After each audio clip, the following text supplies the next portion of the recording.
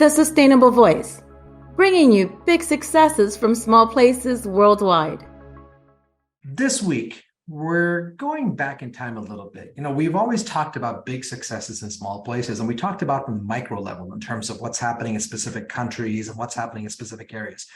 I wanted to actually get into something on a more macro level, and just on the broad scope. And this is just probably the most basic concept, but one that needs explaining just because of what we're seeing out there.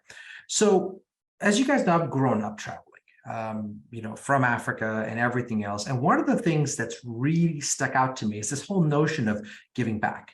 Yeah, it's a great concept, but the question is never asked, and one that I love asking is, well, define giving back. Do you want to give back for the sake of giving back? Meaning, are you giving back, or do you want to be seen giving back? And you ask that to most people, they hate that question, right? That they'll say, oh, I've never. What do you mean by this? What are you talking about? What can you possibly be saying about this? Here's the thing. It's actually a question that's relevant and needs answering, right? Do you want to be seen giving back, or do you want to give back? I remember I had a friend of mine talked to me about the story about how one of his relatives had passed away, and there was this big, group chat happening with the family and whatnot. His friends was telling me about that. All of a sudden, this one relative that passed away, nobody had seen the relative for 20 years. Nobody had talked to him or her. Nobody had actually gone into it. And then all of a sudden, the relative passes away, and it's, oh, we're going to do this in that person's name. We're going to do this in that person's name. Isn't it great? Isn't it great? And the question then becomes, well, are you doing it now? And the right question was asked, because my friend was telling me that the widow posed the question that everybody was wondering. Well, if you're willing to do it now, where were you for 20 years? How come you didn't do it 20 years ago? And then that got me thinking, well, you know what? In this notion, we talked about conscious travel. We talked about the socially responsible traveler, the conscious comeback, as a colleague of mine says in the industry. That's all great, and it's positive. But really, you got to be honest with yourself. You got to ask this question, well, why am I doing this? And look, nobody wants to ask this question, right? Because if you're the one who says, well, let's see, I actually do it because I want to be seen doing it, you kind of come across like a jerk. You come across, well, aren't you an a-hole? That's not what this is about. That's not what we're talking about here. The focus here has to be on being honest with yourself in terms of giving back versus being seen giving back. And it's not just you as a person. I've sat through countless presentations where the speaker just drones on about all the magnificent stuff that they've done all this time, and all the magnificent stuff that they've accomplished and everything else. All great. But why are you bragging about yourself? If you really are doing all that stuff, you shouldn't need to say anything, right? I've always been the believer that those who say the least, the ones who do the most. That's actually some of the people that we've referenced, and the people that we've showcased on this podcast, where we talk about some of their accomplishments from people you would have never heard about, whether it's Walter with the robots or Sebas or whoever the case. But there's something there. Well, this is what I'm getting at. If we go into a presentation and that speaker had just asked herself, well, am I giving back because I want to give back, or giving back because I want to be seen giving back? That might have altered her presentation. Imagine if somebody presented to you and said, you know what, I do it because I want to be seen doing it, but then explained why, right? Maybe they came from a life of privilege and they wanted to be seen giving back so others who lived a life of privilege could follow in their footsteps. Or maybe they never believed in doing it, and now they're doing it because they have to, and hoping that some point it turns into something they want to do. Who knows? But you got to open that conversation. You have to actually have that conversation. And I see it countless times. That friend of mine was talking about his relative that passed away and what the family was doing and whatnot. And, all these different things. Isn't it great? Look at what we're doing. Isn't it wonderful? And they ended up insulting the widow and offending the widow, who obviously it's like putting salt on the wound, right? Why would you do that? Of course, it wasn't intended. But why would you do that? Whereas if that person had maybe asked, why do I, what do I think? Why am I doing this? Maybe it should have been something like, I'm sorry I haven't seen you in 20 years. And I should have done this 20 years ago. But I believe he or she is watching me, and I want to make it right now. Different conversation, different context, different outcome, right? So today we want to talk about this. We've talked all these episodes about the different nature of sustainability and just the challenges some of these countries face recovering from the pandemic. And even if they're running at full tilt, the fact that they've borrowed so much money and trying to be able to get around that, and tourism in some cases being the only sector that works properly, and that's something that we'll cover in a later episode in more detail. But you think about this, right? You think about the countries that we're talking about, again, giving back versus being seen giving back. Some of the poorest countries in the world are dealing with the effects of hyperinflation. Yeah, we can say that. So it's basically where, it's one where, okay, because we borrowed so much money, we've actually got now issues of inflation like we have here, but hyperinflation, we're running out of money. The sovereign debt has grown so large that there's no way of paying it off. You're basically robbing from Peter to pay Paul. Who knows, whatever the case it is. But you've got to, let's say you're dealing with a country where tourism is the only industry out of 20 that's working properly. It's the largest contributor to the economy, and it's the one that's keeping the whole country afloat. Let's say an example of that. Or somebody who is going through a really tough time in terms of trying to restart tourism in a country like Peru, where uncertainty and geopolitical issues derailed what was a juggernaut, derailed it completely, and trying to restart this machine. And it's not easy, but having a hard time doing it. Somebody dealing with a country where maybe tourism is a new concept, teaching them how to do it. Somebody dealing with a country that fell so far down during COVID that getting back up is going to take more than a few years. It'll take a few decades because of what it felt like, right? And being able to go through that. All these challenges, all this stress on their head to support industry that supported them for 20 years and now restarting it. And then when we go into this whole giving back versus being seen giving back, could you imagine if you visited one of these countries and you're taking selfies as you're doing X, Y, and Z to give back, and the notion of the vibe you're giving off is these people are just here for photo opportunities? What kind of message are you sending to the local people there? What kind of message are they receiving? Well, intended or not, what kind of message are they receiving, right? That's something to think about. So I want you to ask yourself this question. Ask yourself, if you're in your car right now, if you're at home, if you're listening to me at work, think about this. Maybe you're on your evening stroll or your walk or whatever the case. Why do you give back? It's not in our inherent nature to be mean people. I mean, yeah, there's certain characteristics, obviously, but we're not born mean. It's a learned attribute. We're not born to be mean to each other. We're not born to be destructors. We grow into the role, unfortunately, but that's not our nature. So why do you give back? You got to ask that question and have an honest answer, an honest discussion with yourself without looking like you're talking to yourself in public. But you got to really ask this question. Answer it and ask yourself in sincerity. Why are you giving back? If you say I'm giving back because I want to be seen giving back, in the right context, that doesn't make you a bad person. Now, I mean, obviously certain answers to that question could be seen that way, but you got to deal with it in full context. And yeah, it's tricky to ask that question and have an answer that seems like it's politically correct. But not asking the question is never the answer. Just simply ignoring the question is never the answer. I'll give you an example, okay? So all these people in 2019, these large, peers and colleagues that I met, I heard this phrase over and over again from people I don't even know, that, in 2019, sustainability is so important to us and we believe in doing something, giving back.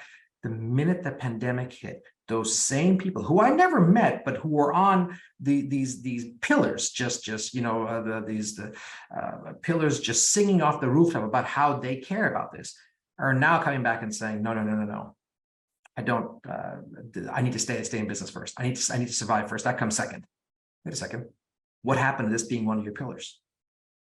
And you see, the people who were true to themselves, who kept this as a pillar, if you look at them now, their growth has outpaced the ones who just did it for the sake of doing it. The way that they have grown back from the pandemic has just been meteoric versus the ones who just did it for the sake of doing it. Their rise has been mediocre. That's the difference. Go back to 2019, 2018, when this topic was really becoming a major standpoint since the Sustainable Development Goals came up with the United Nations. Imagine if that question had been asked in 2018, 2019, before the pandemic, where these companies were running on just high tilt, waiting, we're going to break all sorts of records. It's the decade of decadence. It's and you name it.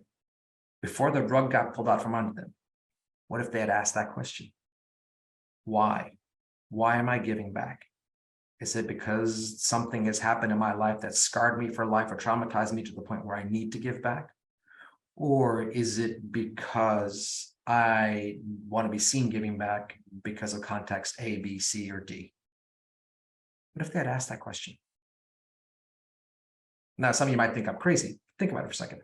Let's say company X in 2019, adopted sustainability because it was the thing to do for them and they wanted to get on the bandwagon. They saw this as the future of the market and the future of where their profits are going to be and the future of where their success was going to lie. I guess I'm not too dissimilar from all these car companies now getting on the electric vehicle bandwagon and having vehicles sit on their lot because they're not selling. Same concept, but let's say they do that, right? They had this conversation. Oh, we want to get on the bandwagon. And let's say they stopped and said, well, why are we doing this? Well, we're company X. We want to be seen doing it because there's so much greenwashing in our industry that we want to be seen doing it to say we're legit, we're legitimate, we're for real. We weren't that way, and we've been transformed by this movement. We didn't believe in this before. We believe in it now. That's a pretty fair answer. That's why you want to be seen giving back. Do you really think somebody's going to say, well, we want to really be seen giving back because I'm a jerk in real life. I don't really care about this stuff, but I'm doing it so I can just make you happy. Who's going to say that? I mean, and if they say it, who really and truly believes that? Right? I mean, if everybody believed that, I mean, we would have faced Armageddon a long time ago, I guess. I mean, and this is not to get political, obviously. So for those of you thinking, well, we're there right now, relax. This is just a point of context. So when we think about this, if these same companies who put sustainability as a back seat during their most difficult period, if they had asked that question as to why they're doing it before they started the journey, it might have actually helped them decide whether there was a priority back then or not. Could you imagine an internal communication and board meeting from a company saying, we're getting on the sustainability bandwagon. We're going to give it this much time to see if it warrants any growth. If it's not, we're going to abandon it, or we're going to adopt it, or whatever the case may be. Clear, transparent communication with your team, with your customers, internal, external, everything is great. Think about it from the context of car companies. All these car companies that have joined, they said, we're going to be completely electric by 2030 and 2025 and 2090 and whatever the figures are. How would you feel if you bought an electric car from them? And I'm not talking about the dominant ones, but the ones that are the large car companies that are getting on the EV bandwagon. And you bought a car from them because you believed that they actually were part of the movement. And then a year after you buy the car, you know what? It's just not working for us. We're not selling enough cars. We put too much money into it. We're cutting bait and running. Do you feel like your morals have been violated? I would. Now imagine you're that person on the ground in that country that's getting hyperinflation, that country where basically is just dealing with all sorts of issues, and you're being told, hey, I'm from company X, Y, and Z. I'm here to help you. I'm here because we believe in sustainability and Not I believe because, just I believe. And then once the pandemic hit, you know what? I know we talked about things in 2019, but the pandemic's going to occupy all the time. So we're going to have to revisit again. I'm sorry, later. We'll talk about it later. Think about the damage you've done. It's not just that person who says, well, I've been left out in the cold, because they've been left out in the cold repeatedly, right? That's where they are in our society. If they were not left out in the cold, they would have gotten help with this a long time ago. The fact that we have to step in to help means they were already left out in the cold. All right. So that's a non-starter. Well, maybe they'll say, well, you betrayed me. They've been betrayed by society all along. That's a non-starter. But the thing that they'll come back, and the thing that causes more damage, is that they go to their friends, their neighbors, their kids, their elders, whatever the case. I don't like tourism. Look at what this industry did. They keep promising things and never delivering on it. Why do we do this? We don't need tourists in our country. We'll do it ourselves. And then pandemic happens, border closes, every border opens, and an island like Easter Island basically says, nope, we don't want tourists here. Or we do want tourists, but we don't want, but we do want, and they stay closed for longer than anybody else. Chain reaction. Not all of it, but part of it, and a big part of it, from somebody along the way promising to do something for all the wrong reasons. And I'm not saying promising to do something for the sake of doing it, meaning being seen doing it, is all bad if it's in the right context. Again, in the right point of explanation, in the right idea, the right channel, the right avenue, the right lane, absolutely. But if you don't ask the question, where does that leave you? If you don't ask the question as to why I'm doing this, I'll just give you 2-3 key examples. And that's just here. Drawing a picture of the person on the ground who's like, oh, here we go. I'll tell you the story. A few years back, I was in a country in Africa, and I was helping to build a road in this village. And I never forget this, right? So we had the concrete machine, and we're mixing with water, and we were putting it all down with the rocks and mixing it all together and everything. And I'll never, ever forget. I kept looking at some of the local villagers as we were doing the work, and they weren't actually helping us. They were helping to pour the concrete, but then they were standing around. Some of them were giggling and laughing. So at first I was like, why are they giggling and laughing? And some of the people in the group got upset and said, look, they're so entitled, and look, they're making us do the work and whatnot. I said, that doesn't sound right. These people clearly need the road, because the state of that road was in pretty bad shape. They clearly need this road. So they wouldn't be laughing at somebody coming in to help. Do they know why we're here? Well, yeah, they know we're here to build a road. And so somebody came and told me, yeah, but do they know why we're here? I said, yeah, I just said they're here because they know we're going to build the road. No, you don't understand. That's why the concrete's here, why the rocks are here, why the shovels are here, why the chain link of operation we have is here. But you haven't asked the question, and you haven't answered either. Why are we here? They're asking the right question. We're here because we want to be seen being here, because of A, B, C, X, Y, Z, or we're here because we lived in a village like this and we had the same problem. We don't want you to go through that. Shouldn't we have an answer that is true to who we are? That's such a key thing. So when we talk about all these countries are going through, if you're going to put sustainability as a backseat, I'm not saying it's right or wrong. I'm not judging you. I'm simply saying that shouldn't you have asked yourself the question of why we're doing this in the first place and had a concrete answer? So when you do put it in the backseat, you say, well, I'm doing it to be seen doing it. I'm being sustainable for the sake of being sustainable, but I am giving myself a 4-year timeline. If it doesn't work in 4 years, then clearly I'm not the answer and I'll do whatever. Okay. Not something I agree with, but at least you're being honest. Right? I mean, that's what this is about. At least you're being honest with yourself, with others, with whoever. At least you're being honest. That's the key. There's a second part of this as well. And this is the part I chuckle with. I was sitting in a presentation once, and I heard the key speaker, a different key speaker, not the one that I talked about earlier. She was presenting to this group of really intelligent individuals, people that are leaders in this industry, leaders in sustainability. And I guess she wanted to assimilate with the group because she came in and maybe she bit off more than she can chew. Maybe she tried to cover a topic that wasn't really in her wheelhouse, because her data was old. The data was not what I think they were expecting, but that's a different topic. But she said something that I vehemently disagree with. She said, sustainability is no longer an option. Yes, it is. You're choosing to listen to me right now. You don't have to. I'm choosing to present and talk to you right now on my podcast. I don't have to. Yes, it is. Sustainability is very much an option. It's not something that's mandatory. Right? We don't have it written in our bylaws or constitution or anything like that. Only Namibia and a couple of other countries have that. So it is optional. And you think villainizing, and I remember I talked with that presenter, I said, you think villainizing companies that don't adopt it is your way of doing things? You're publicly shaming them, and that's actually your answer? That's so short-sighted. Shouldn't you use that time if somebody is not sustainable? Say, why are you not sustainable? Why are you sustainable? And then ask the second question, Since you're doing this or not doing this, if you were to do it, or if you are doing it, would you do it because you want to do it or because you want to be seen doing it? Please be honest. You're not going to get villainized because you've already made it a safe place. Then listen to the answer. Everybody is going to have, or I shouldn't say everybody, but most people are going to have a solid reason for what they choose. Somebody who chooses to not be sustainable, you're going to villainize them. You're simply pushing them away, further and further away. And more importantly, you're making them a martyr.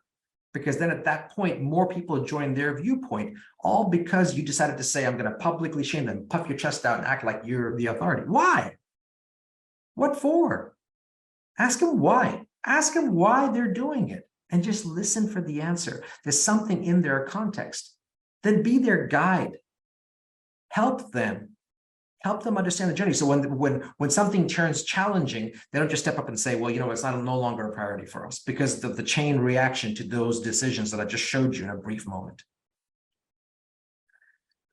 Every one of us has a proud moment around sustainability. Every one of us, even the ones who are not involved in sustainability. If you have a breakthrough that maybe gets you to change your mind, or somebody changes it for you, whether it's the next generation, whether it's a peer, whether it's a coworker, whatever the case, somebody changes your mind. That's a breakthrough worth celebrating. And if you change your mind at the last minute and said, you know what, I actually changed my mind, I believe in sustainability, would you like to be told, thank you so much, that's fantastic, we're so glad to have you? Or would you like to be told, finally, it's about time you got with the program, it's not optional anymore? Which one do you embrace when which one do you walk away and just close the door, never to come back? So if you're one of those people listening who literally comes out and says, well, it's no longer optional, it's no longer, yes, it is. Everything in life is optional. Nothing is mandatory except, what's the phrase? Except death and taxes. Everything is optional except for death and taxes. I choose to be a good father. I choose to be a good husband because that's an option. I could be a horrible father. I could be a deadbeat husband. I don't choose to be that. I choose to be a responsible father. I choose to be a responsible husband. I choose to be a responsible podcast host. I choose to be somebody who lives my life the right way. So do you. Everything's optional. So when we're talking about giving back versus being seen giving back, this whole notion of sustainability is no longer optional. That needs to be stricken from the record. It's not efficient, nor is it accurate in life and in practice. It is optional. It is very much optional. And we should be embracing companies that are thinking about it and asking them why they're doing it. And if they say, well, I really believe this, but didn't know how to do it. And that's actually something that's really key, because the biggest question we get from everybody who wants to join is, I don't know where to start. So you're going to publicly shame somebody who's thinking about where to start, but they're telling you, I don't know where to start. I don't know where this begins. And your answer, instead of saying, let me help you, is to basically say, let me help you, but there's a couple of hooks that come with this. You better do what I'm telling you, or I'm going to publicly shame you. Really? You better do this because it's no longer optional. At what point do they give you an obscene gesture and walk away from you because you believe in something just so accurately not factual? Right? That's something that's really key. For me, for example, I remember, so this was Sunday night. So the weekend, it was Sunday night. I was working on something, doing some coursework. I'm taking some advanced level courses just because I'm bored. I have enough things to do, but clearly I need more work, like I need a hole in my head. This is a graduate course on machine learning, something I've always been intrigued by, and something that I've been really immersing myself in the last few years, just because I wanted to know, not because I wanted to become a coder or anything like that, just because I love math. I really enjoy math and I wanted to learn more. I wrote my first algorithm based on sustainability just a few nights ago, and I got to share it with my wife and children, and I got to share it with people that I work with. Like, I wrote my first algorithm. This is what it's going to do. This is how it's going to work. And they're like, wow, this is really cool. It's a classical machine learning case, and it works amazingly well. That's great. Okay. What if that person had told me, I'm glad you came up with this. You better put it to use. And it's not optional. You got to make sure you do it. And if it doesn't work, then you know what? I'm going to publicly shame you. And I'll just put it away and say, you know what? Forget it. Don't need to do it. That's what I'm talking about. We have to ask why. Publicly shaming just simply doesn't matter. Nobody will answer the question of why they're giving back if the threat is there to publicly shame them or humiliate them. Who's going to be honest with you, whether it's your children or your friends? Who's going to be honest with you when you ask them why you're doing something if the threat of being publicly shamed or the threat of saying that something is not optional is looming over your head? You just a simple stay quiet and say, yeah, forget it. I'm not really going to get involved here. That's huge. That's the whole point. You know, if you're joining a movement, right, for the right reasons, instead of just going along from peer pressure, right? You want to join for the right reasons, and think about this, right? If you're joining a movement for those right reasons, you're joining a movement because you believe in sustainability, great, fantastic. If you're joining the movement because of peer pressure, then you're the first one who's going to stop and say, you know what, things are hard, forget, I'm going to do it. But you're also the person we should be paying the most attention to and not telling you, I'm glad you're here. It's optional. I'm glad you gave into the peer pressure. It's not optional anymore. Remember that. And if you mess up, I'm going to publicly shame you. If you don't do this, we're going to publicly shame you. Really? Really? I thought cyberbullying and everything else that came with it was something that we tried to avoid. But if we're one of these sustainable warlords that actually sits up and starts actually getting people to say, you're not sustainable, I'm going to publicly shame you and call you out, I'm going to do this and this and this and this, or the ones who get on different chat groups, and when a company announces something that they're doing, you're jumping on, you're saying, well, this company is garbage and doing this and da, da, da, da, da, da. Why would they do it? Why would they then join the very movement that you were asking them to join? But then when they joined, you basically annoyed them and pushed them out with the threat of being publicly ridiculed and eviscerated. Why do it? I thought sustainability was supposed to be a safe place. I thought it's supposed to be about discussions in a safe environment. I thought it's about discussions in what comes in. Think about this, okay? And a friend of mine was part of this panel that decades ago invented the phrase ecotourism. They came up with the phrase, invented it, and he was part of that panel that invented it. He's like a brother to me. And he and I have talked for a long time. I've learned from him, and I'm like a sponge around him, listening to everything he says. And some of you may even know who I'm talking about. He's an amazing guy. You think about this. Imagine if on that roundtable, they were talking about ecotourism, somebody that came up with it. And then somebody said, all right, you better use this phrase properly or you're going to be publicly shamed and you're going to be villainized. And you know what, I'm not going to, and you're not going to take it there. Or you're going to, it's not optional. We've agreed to it here. It's not optional. You're going to have to do it the right way. This person right here, because I've seen him, he's from Jersey. He would walk out and say, you know what, forget it. We don't need to do this. I was in a workshop talking about budgetary meetings and budgetary issues around running a travel company and how to associate different ratios and whatnot to have a financial, a financial picture and a responsible financial picture. And I remember one of the people, we were talking about sustainability, and the one person that was in this group looked at me with disdain and said, we have to define what it means first, as if he was holier than thou. Okay.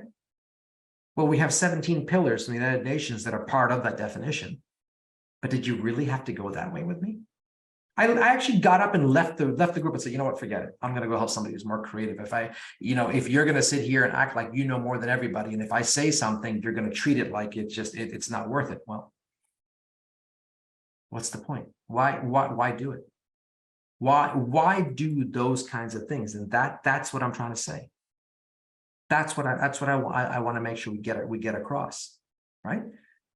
Just basically coming through and asking them to join for the right reasons. Again, whether they're giving back because they want to be seen doing it or just doing it because of some scar or some experience or some dark moment in their life, whatever the reason is, you've got to actually welcome them in and show them why they're doing it, the right reasons versus showing them the wrong reasons or helping them define the wrong reasons. Give them the right reasons to stay, not the wrong reasons to go. Right? And that's really, really key. It's important. I mean, right now I teach classes on this, on how to use different models and Venn diagrams to get people in the travel industry to understand what their sustainable code is, what their sustainable mission is, and how to build around that, using different workshops, taking them to a moment in their life and giving them a mathematical equation around that, because I do like math. and helping them define what their sustainable bucket is, their development goal is, and building everything that they believe to be around that, embracing them and saying, no, you're new to this. That's great. Let's help you find where to start. We talk about start where you are. Let's find what where means. And this is the workshop that I teach. And we go through models, and I've gotten so many letters from people who said, you know what, I was skeptical about this. I didn't think I knew a lot about it. And I was skeptical about doing it because I was worried about failing. You took away my fear of failure. We get letters from people. You took away my fear of failure. You put me in a safe place where I could actually start thinking practically, start thinking and using my imagination, using my creativity, because there was nothing hovering over my head. I was completely free. One person in particular in my class actually was the same person who years ago said, yeah, we don't really believe in that. It seems like it's a hoax. Now she changed. Nobody sat with her and said, it's not optional. I don't care what you believe. It's not optional. If we sit there and tell people it's no longer an option and you have to do this, and if you don't do it, I'm going to publicly shame you on all sorts of social media channels, we're no better than the people who think it's a hoax. We're no better. So a movement is supposed to be inclusive. A movement or an ideology is supposed to be inclusive of people who believe in what you're saying and people who don't believe that maybe someday will. It's not supposed to be one where it's a hard line that says do this or else. You can't be sustainable, and you can't believe in sustainability with a gun to your head. It just doesn't work. You have to be free-minded. It has to come through your own volition. And if you get it wrong, you get it wrong. And if it's not perfect, it's not perfect. But you're starting somewhere. So if you ever done that, if you walked into, let's say, for example, a hotel who says they're sustainable, there's plastic bottles everywhere. Yeah, okay, you can talk to them and say, listen, you guys say this. But to get on your favorite social media channel and just completely blow them out of kingdom come and say, look at this hotel. This is sustainable, but I see 4 bottles of plastic water here and da-da-da-da. How could they do this? And what? Really? That's somebody's job that you're messing with. That's somebody's income, somebody's livelihood, somebody's pride that you're messing with.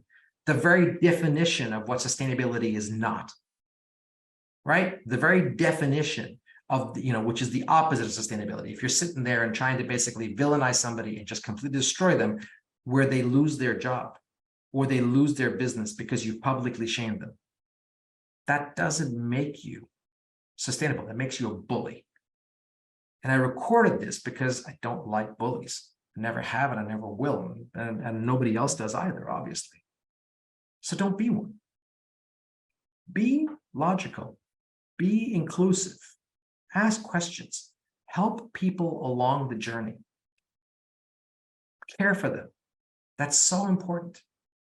Remember, in some of these poorest countries where tourism exists, tourism is the only sector that's working well. Everything else is falling apart.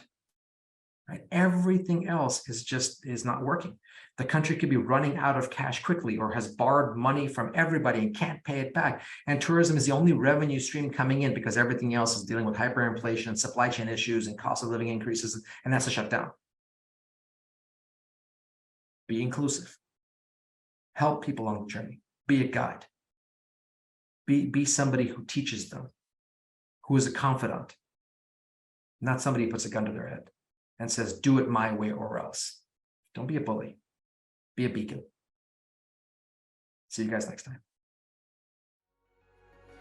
Thank you for listening to The Sustainable Voice. If you have a success story of your own, please reach out and share it with us. We'd love to hear from you. See you next time.